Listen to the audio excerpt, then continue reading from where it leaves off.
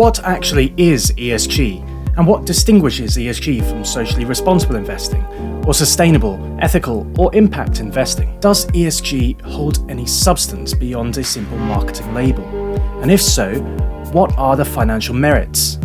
Some clients in particular are especially principled and conscientious. This raises an additional consideration of how I can safeguard their interests from greenwashing.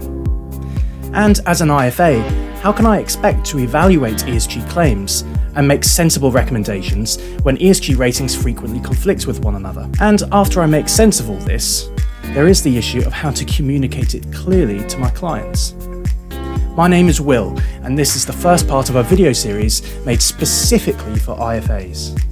There's little doubt that ESG presents a very real opportunity for you to re-engage with clients and indeed grow your business by connecting with new clients. These opportunities notwithstanding, the ESG market is still young and full of mixed messages. I've spent just over a decade in sustainable finance, and I'm here today to help you navigate a clear path for your clients, cutting through the guff and answering those questions I know you have. Before we get into the meat of this, I want to highlight one thing in particular.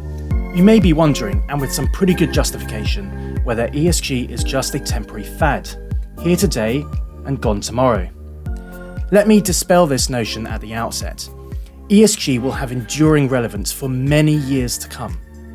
This is due to the environmental element within ESG, which, as you might imagine, is closely associated with climate change risks.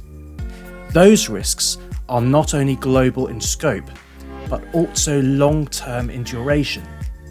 Importantly, those climate risks also have measurable business costs and societal effects which have an impact even today. So don't skip this video and don't let ESG be the blind spot in your client interactions.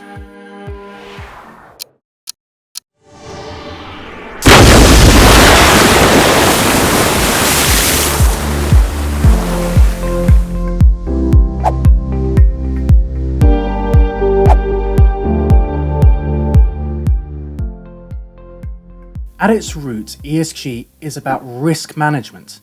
By managing risks well, companies stand to both preserve and create value. This is all well and good, but we have to ask, and quite rightly, what is really new here? After all, investors have known about risk management since time began. What is new is that environmental, social, and governance factors were often overlooked historically because they weren't felt to have any significant impact on commercial outcomes. That is changing. There's now mounting evidence that environmental risks threaten business operations at multiple levels, and sometimes at large scale. Likewise, social or societal risks can also imperil otherwise healthy businesses. You might think of product safety as one fairly familiar category of social risk. Companies which cut corners on safety issues have been harshly repudiated by consumers and investors alike. Those of you who stay current with the news will, for example, remember the difficulties faced last year by the Johnson & Johnson company following the asbestos scandal in the US. Failure of governance can also present risks to business. You might think here of how well a company is run. Are key decision makers subject to the right controls, checks, balances, and incentives? Also, is there sufficient diversity within teams of decision makers to protect against groupthink and to enable the type of creative problem solving that companies need in order to innovate? It's impossible to make a full list of all the different E, S, and G risks that companies today can face.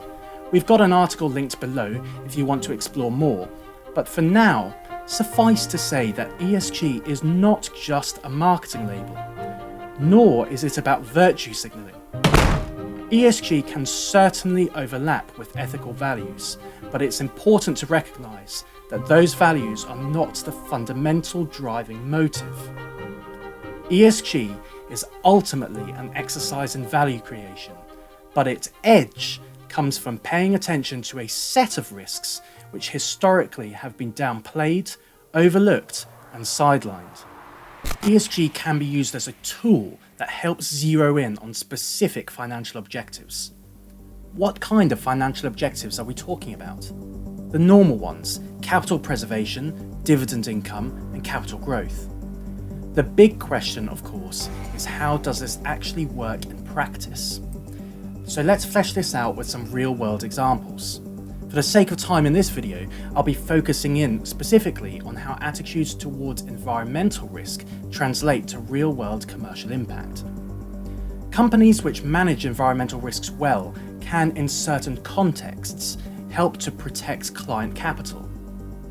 Oil company BP, along with other supermajors, suffered enormously in 2020, cutting its dividends for the first time in a decade. Unwelcome news for pension funds or any investors who rely on dividend income. The reasons behind this were mostly self-acknowledged by the company and are strongly reflected in its strategy going forward. BP had struggled to diversify out of their core oil and gas business with sufficient speed.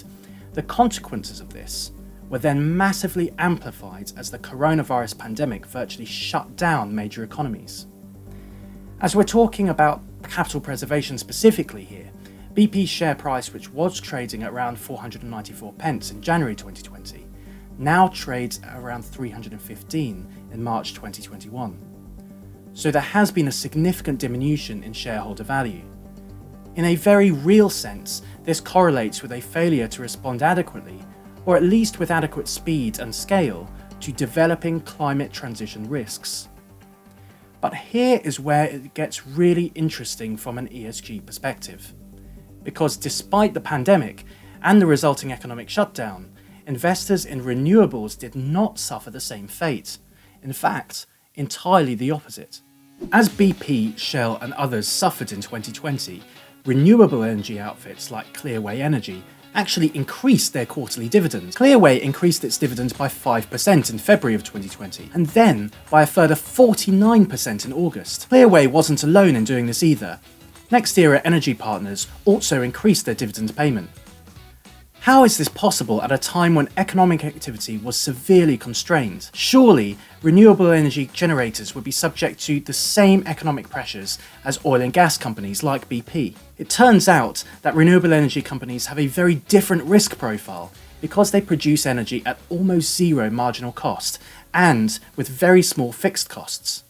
This makes renewable generators far more financially resilient when demand fluctuates. By contrast, oil and gas supermajors have comparably high fixed costs and escalating extraction costs to boot, which limits their overall financial flexibility.